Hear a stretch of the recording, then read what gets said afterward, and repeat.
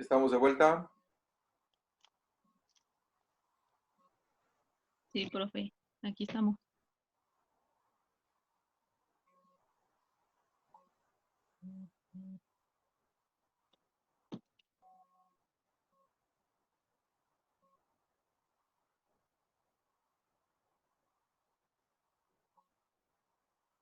Perfecto. Aprovechando, déjenme admitir a todos.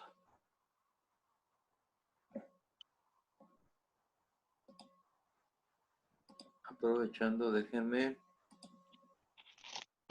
verificar una cosa. Mientras entran los demás. ¿Puede poner donde nos quedamos? Por ¿Para supuesto seguir que sí. copiando? Sí, sí, la respuesta es sí. Permítame un Es- segundito. sí. Déjenme, ajá, ya estamos aquí. Y compartimos. ¿Dónde demonios quedó la...? Aquí está, Whiteboard. Perfecto, aquí nos quedamos. ¿Sí me ve? ¿Sí se ve? Sí, Sí. ¿Qué les parece así? Hasta ahí.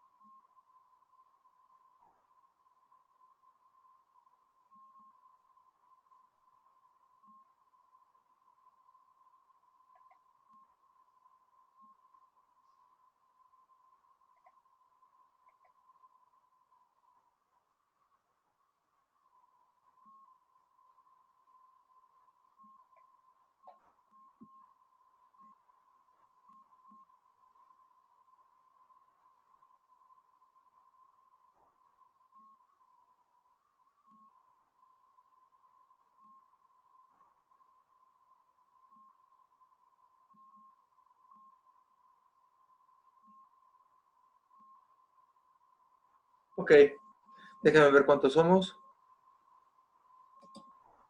Újule, muy poquitos.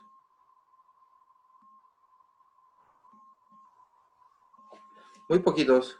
Somos 6. Pero bueno, ahorita cuando se incorporan los demás, yo creo que seguimos, ¿no? Vamos a darles 3 minutitos más.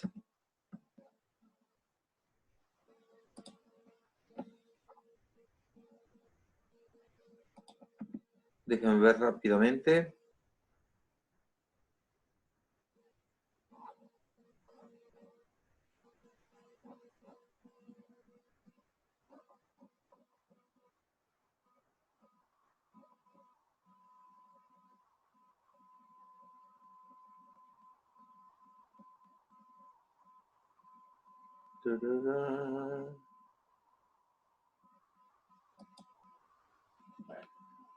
Compañera Josvik, ¿ya anda por aquí?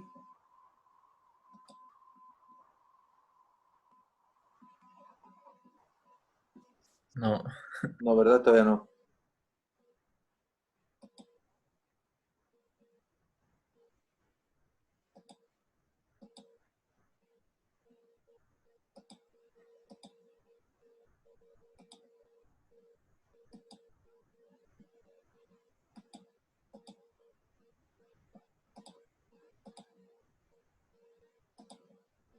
Sí, ¿por qué?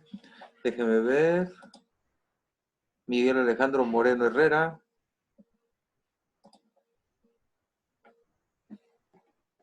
Rebeca Martínez. Y nada más. Son los que me faltan por evaluar. Ya evaluaron todos, ¿verdad?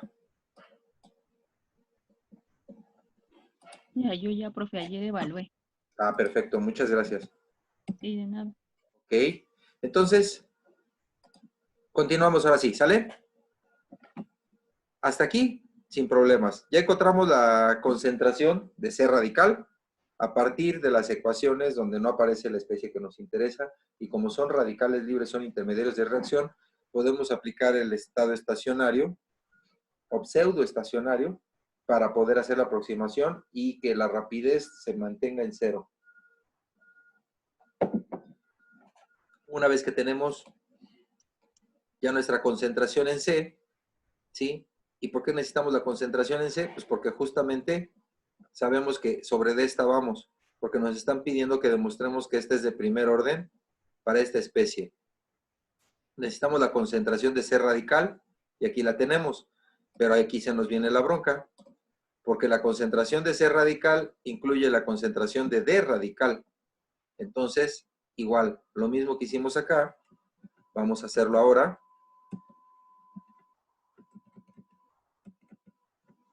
¿Sí? Igualar a 0 la expresión para la concentración de D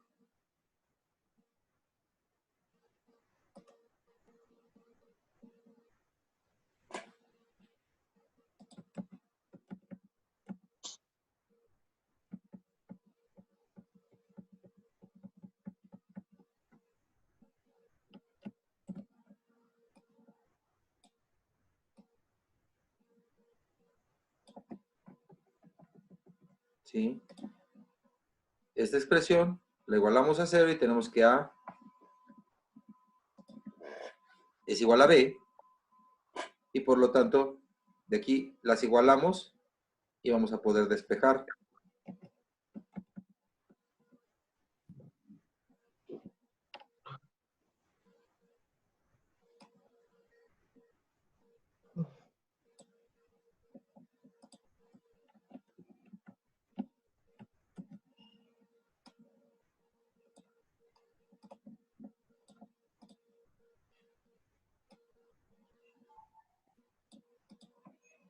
Si se da cuenta, aquí tenemos C y C, ¿sí? Que una vez igualadas, las tenemos que factorizar. ¿Sí está de acuerdo? Aquí lo factorizamos.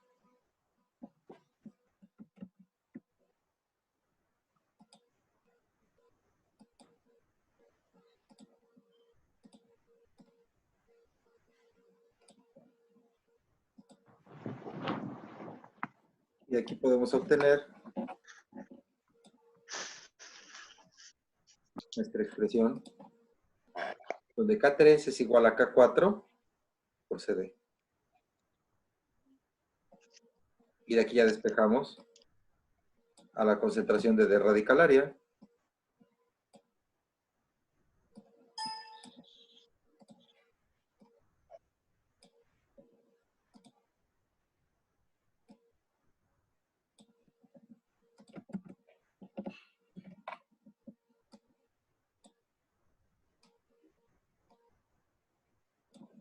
Ahora sí, ya tenemos la concentración de D, que es la que vamos a sustituir en la concentración de C radical. ¿Sí? Y desde aquí se ve, ¿no? Que si C radical depende de todos estos términos y aquí depende de la concentración de D, al sustituir D es K3 entre K4 y K4, uno que multiplica y uno que divide, nada más nos queda K3 más K3.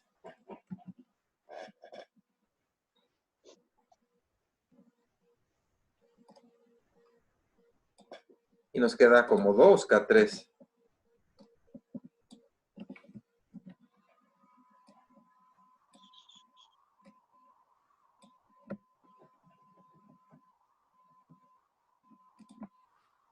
Esa sería ya nuestra expresión para la concentración de C radical.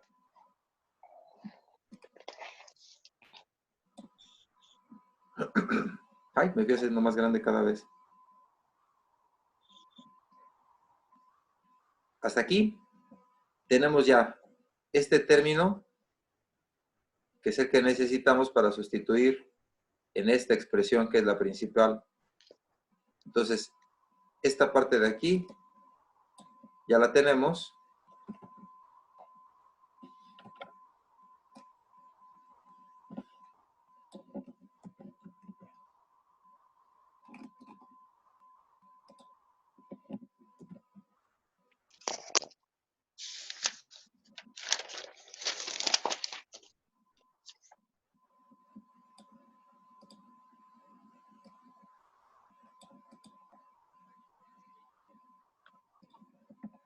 ¿Cuántos tenemos? 11. Ya nos regresaron todos. ¡Qué barbaridad! Ya se fueron por el café.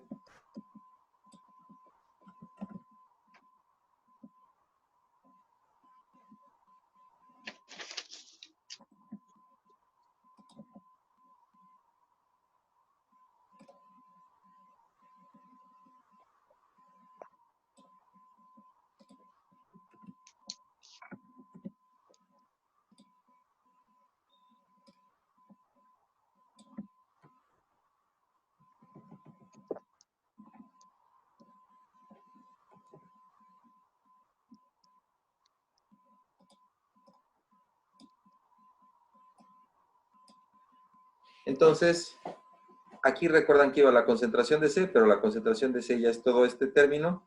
Entonces va a quedar este segundo término multiplicado por esta parte. Sabemos que multiplicación de fracciones pues es directo, ¿no? Y aquí es como si tuviera un cociente de 1, ¿sí? Y entonces nos queda este término factorizando. Aquí tenemos K1 por CA que tenemos acá.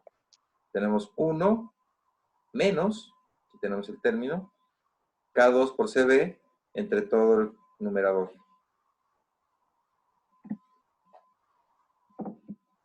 Entonces ya tenemos todo esto. Ahora lo que vamos a hacer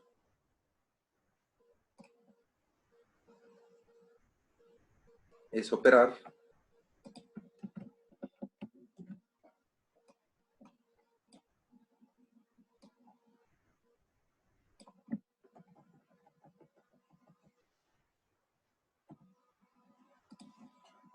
y de este término, ¿sí? Desde aquí, ¿sí? Ahora hacemos este producto que tenemos aquí adentro. Es decir, este, entre este, pues va a quedar este por 1, aquí lo tenemos, menos este término, que después de ver aquí, ¿sí? K2CB menos K2CB se cancelan y solamente nos queda 2K3, ¿sí? Por K1CA en el numerador y en el denominador nos queda todo este término, ¿sí? Este ya es la rapidez con respecto a.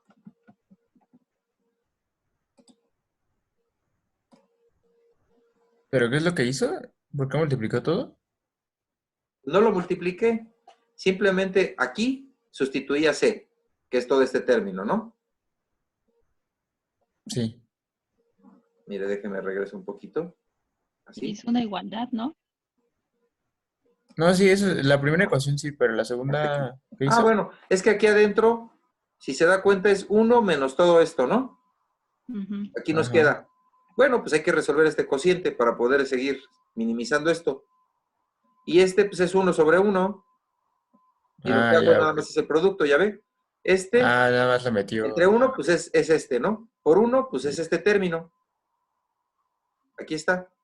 Sí, ya. Menos este otro. Y entonces ya me doy cuenta que K2CB menos K2CB se cancelan. Y en el numerador nada más me queda la 2K3 por K1CA, es este término que tengo acá. Y el denominador me queda exactamente igual. Ya está un poquito más decente, si está de acuerdo. Ujú.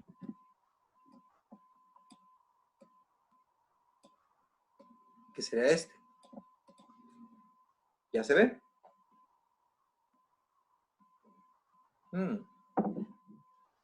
Ahora nos dicen que se supone que es de orden 1, ¿no? Con respecto a esta. Vamos a ver qué podemos hacer.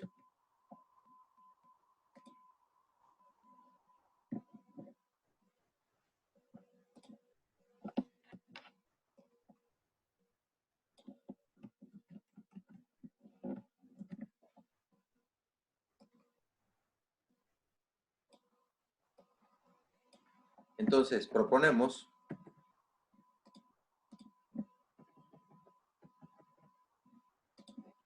que si la K3 es muchísimo mayor a la K2, y vamos a ver cómo está nuestro mecanismo de reacción para entender qué es lo que estamos haciendo.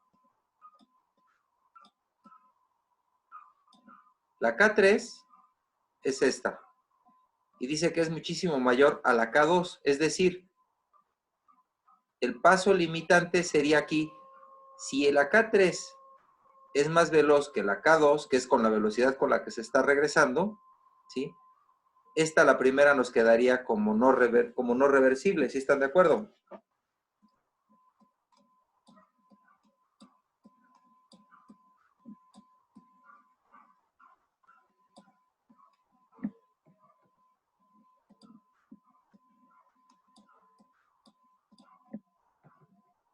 Entonces, si la K3 es mucho mayor a la K2, es decir, este término es muchísimo más importante que este otro, podemos despreciarlo, este término. Ya están todos adentro ya.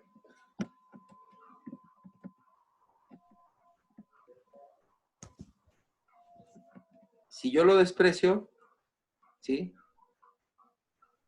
Este queda 2K3 y aquí tenemos 2K3 y el resultado como tal simplemente quedaría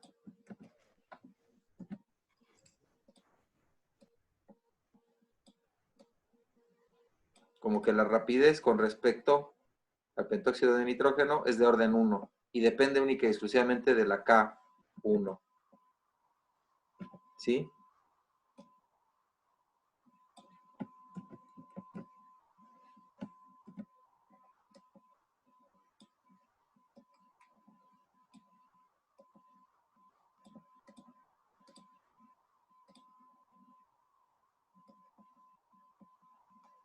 Entonces sí, bajo tales condiciones la reacción es irreversible de orden 1.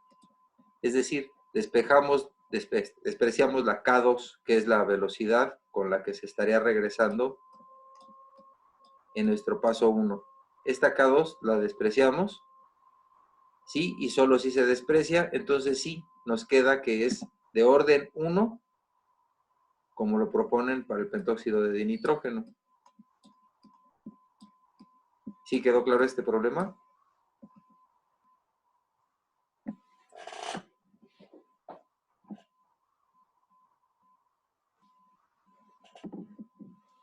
Esto de encontrar los mecanismos de reacción, los mecanismos se proponen con respecto a lo que encontremos experimentalmente.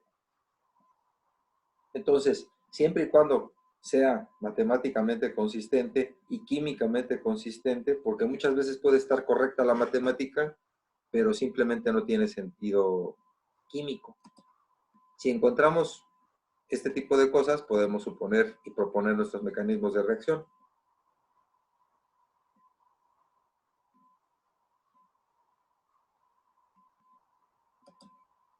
¿Listo? Hasta aquí. Pues ya nos chutamos 3 de mecanismos de reacción. Espero que con esto ya haya quedado más o menos claro. Y continuamos entonces con catálisis.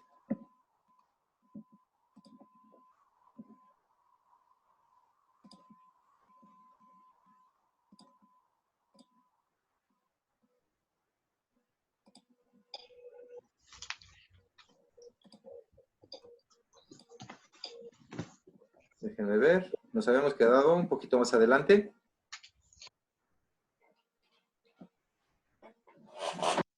Pero retomamos para poder seguir el hilo, ¿no?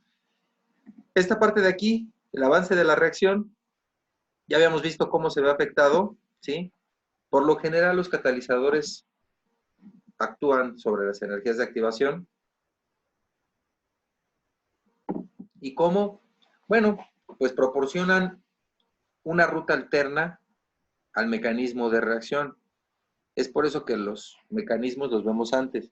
Vemos que hay etapas elementales y en cada una de esas etapas elementales, conociéndolas y sabiendo de qué etapa elemental depende nuestro mecanismo, podemos nosotros proponer un catalizador que cierta parte o cierta etapa elemental la modifique para que disminuya su energía de activación. Es decir, por ejemplo, que son las etapas del proceso catalítico heterogéneo, fíjense, llegan las moléculas por efectos difusivos a la vecindad, se absorben.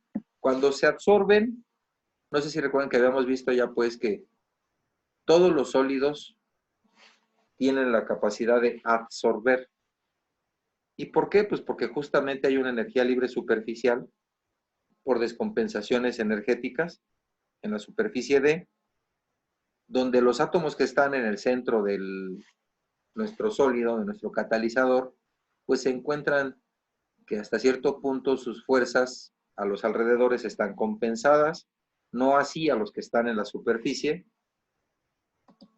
que tienen un vecino abajo, un vecino a un lado, un vecino a otro lado, un vecino adelante, otro vecino atrás, pero arriba no tienen. Toda esa descompensación energética los hacen susceptibles a absorber especies. Y cuando llegan los reactivos y se absorben, la densidad electrónica, ya sea que disminuye o se aumenta, y es lo que hace susceptibles esas especies a reaccionar unas con otras una vez estando absorbidas en la superficie. Es decir, se genera otro mecanismo para la reacción. Ya no es el clásico de colisiones que habíamos revisado, donde se forma el intermediario a partir de una colisión, donde tiene que estar orientada y con una energía suficiente,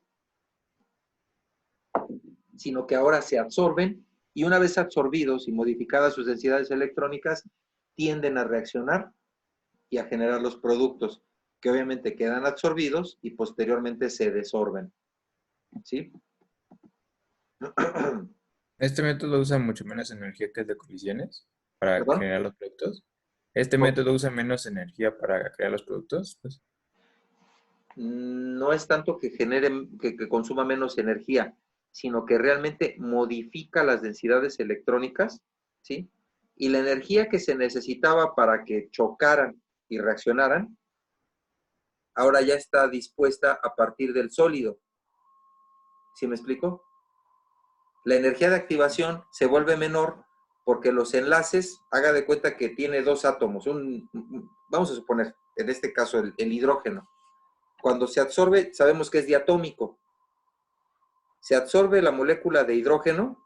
Lo voy a regresar al pizarrón tantito para más o menos explicarles esto.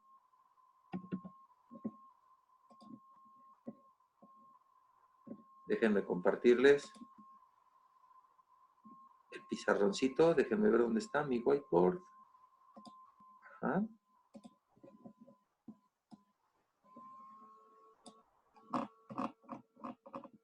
Sí. Imaginemos pues el hidrógeno diatómico más el típico, ¿no? El yodo, ¿sí? Esta reacción nos va a dar 2 de ácido yodhídrico, ¿no? Cuando es en fase gas, tenemos un hidrógeno aquí, sabemos que es diatómico, y aquí tiene un enlace. Y por otro lado tenemos un yodo, que en este caso también es diatómico, y tienen su enlace. Ah, es donde cambian enlaces, ¿no? Exactamente, o sea, cuando chocan, y este choque es justamente que está bien orientado y tiene la energía suficiente, comienza a formarse este tipo de enlace. ¿Sí está de acuerdo? este tipo de enlace se va formando, mientras que este va desapareciendo. Pero cuando está en este punto, hay un estado de transición. Esta es una especie altamente reactiva, es decir, un complejo activado. Este es muy inestable, es altamente energético y dentro de nuestra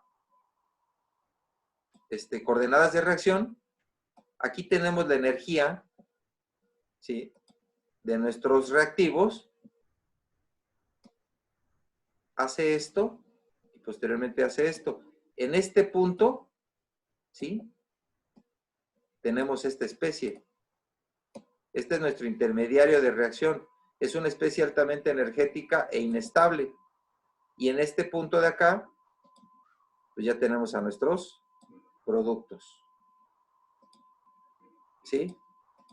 ¿Qué es lo que ocurre cuando esta reacción es catalizada? Bueno, pues yo tengo mi sólido, tengo una superficie, ¿sí?, donde justamente llega un hidrógeno que trae su enlace con el otro hidrógeno y se absorben sobre la superficie. Por este lado llega el yodo, que está con su otro cuate, el otro yodo, tienen su enlace y se absorben. Aquí el sólido lo que hace es modificar la densidad electrónica, es decir, estos enlaces, ¿sí?, se va debilitando y lo hace susceptible a que este enlace se forme más fácilmente, sin la necesidad de la colisión y sin necesidad de que ya esté realmente orientado. Sobre el sólido es donde se da la reacción. Y esta energía de activación, ¿sí?, catalizada, ahora se verá como esto. ¿Sí están de acuerdo?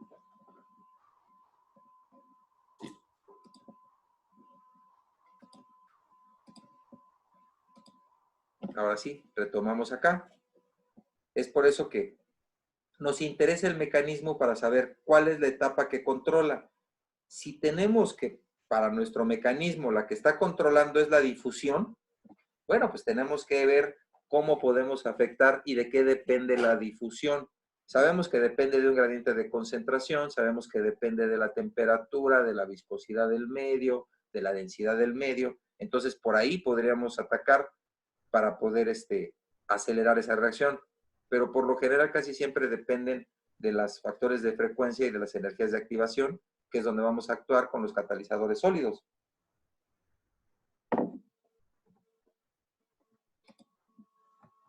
Ahora, retomando esto, recuerden, esto es muy importante. Todos los catalizadores respetan la termodinámica. Todas las reacciones que estén desfavorecidas termodinámicamente no pueden ser susceptibles a llevarse a cabo por el uso de catalizadores. Tenemos que modificarlos a partir de la termodinámica, ¿sí? Y a final de cuentas, cuando hacemos nuestros balances energéticos, con o sin catalizador, la energía sigue siendo la misma, la que se lleva a cabo en la reacción. Se agregan en concentraciones ínfimas, es decir, concentraciones catalíticas, ¿sí? No son condiciones estequiométricas, son condiciones muy por debajo de la estequiométrica, porque un sitio activo, ¿sí?, se llaman recambios, ¿no? O sea, reacciona para una mol, digamos, de reactivo, y sigue consumiendo, y sigue consumiendo, y sigue consumiendo, y sigue generando productos. El valor de la constante de equilibrio es independiente del uso de los catalizadores. Es decir, si en una reacción yo tengo una conversión ya termodinámicamente establecido, nos quedan 10 minutos, que se convierte hasta el 80%, ¿sí? Pues el 80% seguirá siendo su factor de conversión, ¿sí? Su avance de reacción no va a ser, no depende del uso de catalizadores. Los catalizadores pueden tener uno o dos efectos sobre un sistema nomás. Puede tener un efecto acelerador o un efecto orientador, o desacelerador y orientador, nada más. El catalizador tiene una vida limitada. Esto de aquí me lo voy a llevar. Ajá, esto también ya lo habíamos visto. Esto es muy importante porque justamente las características que debe de tener el catalizador, ya vimos que debe de tener una actividad, selectividad, ¿sí? Y aquí es donde entramos a lo que es la fase activa. La fase activa es el compuesto o la fase cristalográfica que presenta justamente las propiedades catalíticas. Dice que este señor Taylor sugiere que una reacción catalítica no se presenta en toda la superficie de la fase activa, sino únicamente en ciertos sitios activos o centros activos. Y el sitio activo lo vamos a definir como un lugar donde ocurre la reacción catalítica y puede visualizarse justamente como átomos no saturados que existen en los sólidos, como son las orillas, dislocaciones, irregularidades existentes en los nanocristales de fase activa. Es por eso que la nanociencia ha tomado tanto auge, porque como sabemos y como habíamos visto, todos los sólidos son susceptibles a absorber cosas y a tener una energía libre superficial, pero en particular, cuando tenemos este tipo de irregularidades, estos átomos que se encuentran en este escalón, que le llaman, todos estos átomos tienen una descompensación tanto hacia arriba como hacia adelante, y en este caso, cuando son en puntos vértice, hacia arriba, hacia adelante, hacia acá, son altamente reactivos. Y se considera que en estas irregularidades, en estas deficiencias o en estos accidentes que tienen los sólidos, es donde se considera que se lleva a cabo la catálisis porque son altamente activos. En puntos de meseta, como son estos, pues está un poco más compensado, ¿no? Pero tenemos estos planos basales, como tal, sitios medios y sitios de escalón. Tenemos átomos agregados, posiciones en el escalón. Aquí tenemos una vacancia y por aquí tenemos una dislocación.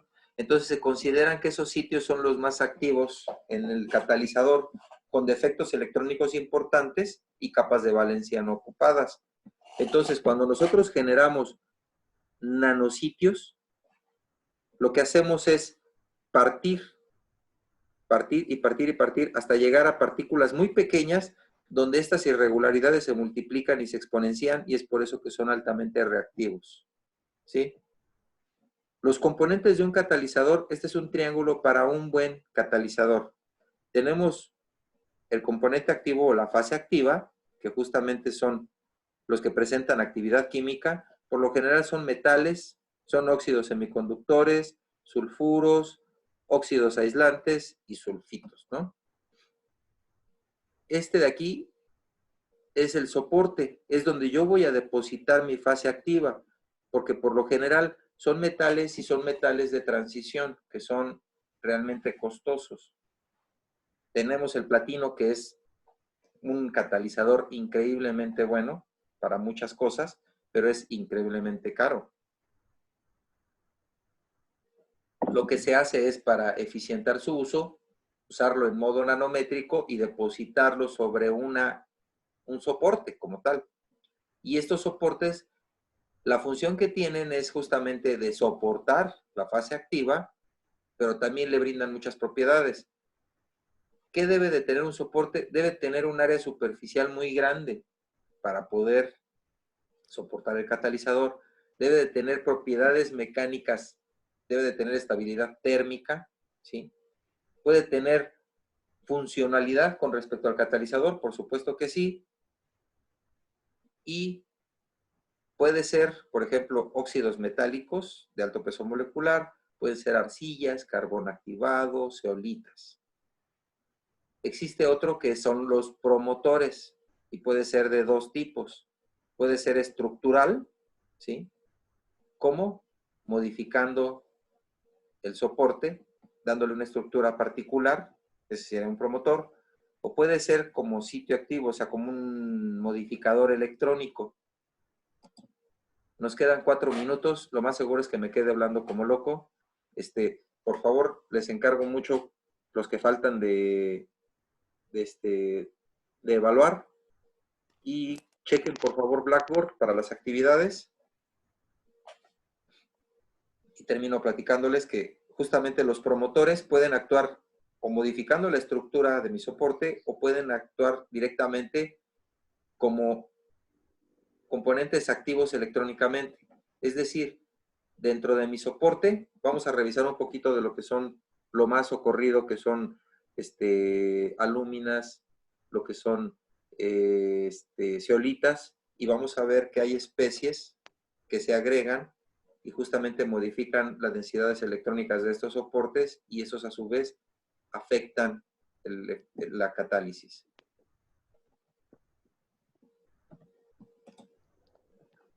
¿Sí?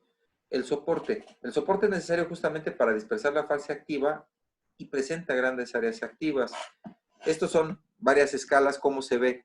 Acá arriba son ilustraciones y esto de acá abajo sí son fotos reales, ¿no? Con 1 centímetro de distancia pues se ven así y sí, son los pellets, les llaman. Son partículas más o menos grandes. Esto es 1 centímetro, perdón, 1 centímetro, la escala de 1 centímetro, y se ven de esta forma. Ya cuando me acerco más, 10 a la menos 1 centímetro, ya estoy sobre una partícula, un pellet, y es así como se ve. Esto ya es real. De aquí ya me voy a la 10 a la menos 4 centímetros y ya podemos comenzar a ver estas irregularidades y esto ya es una microscopía real. Cuando yo me voy a 5 por 10 a la menos 6 centímetros, esta es la ilustración, cómo se vería. Aquí adentro ya son los poros de mi catalizador y estas partículas son los sitios activos anclados en el poro. Y esto es una micrografía, ¿sí? Y aquí se ven cómo se está depositando mis sitios activos y esto es un poro real. Algunos de los soportes más socorridos, ¿sí? Es la gama alúmina, que presenta áreas superficiales, nada más para que se den una idea, de 150 a 300 metros cuadrados por gramo. La titania, que son óxidos de titanio, que presenta 50 hasta 100 metros cuadrados por gramo. Carbón activado, ese es un área superficial increíblemente grande, es cercana a los 1200 metros cuadrados por gramo. Es decir, en 1 gramo de carbón activado, si yo desdoblara toda su superficie, toda su área superficial disponible, serían 1200 metros cuadrados. Soportes dice aquí que recientemente sintetizados, pero la verdad es que no son tan recientemente sintetizados. Ya estamos hablando de más de 50, 60 años de esto. Están las zeolitas, la ZSM5, la mordenita o el SBA15. Estos son macroporosos, mesoporosos, y lo vamos a ver para la siguiente. La presentación ya la tienen en Blackboard, por favor échenle una revisada. Voy a tratar de subirles un poco más de información con respecto a lo que son catalizadores y algunos artículos de interés. Nos vemos el miércoles. Cualquier duda, estamos en contacto. Bye, profe. Gracias, profe. Cualquier Gracias, duda, profe. por favor, ahí estamos en contacto, ¿sale? Vale, bye. Sí, gracias. Profe, gracias. Hasta luego. Hasta luego. Bye.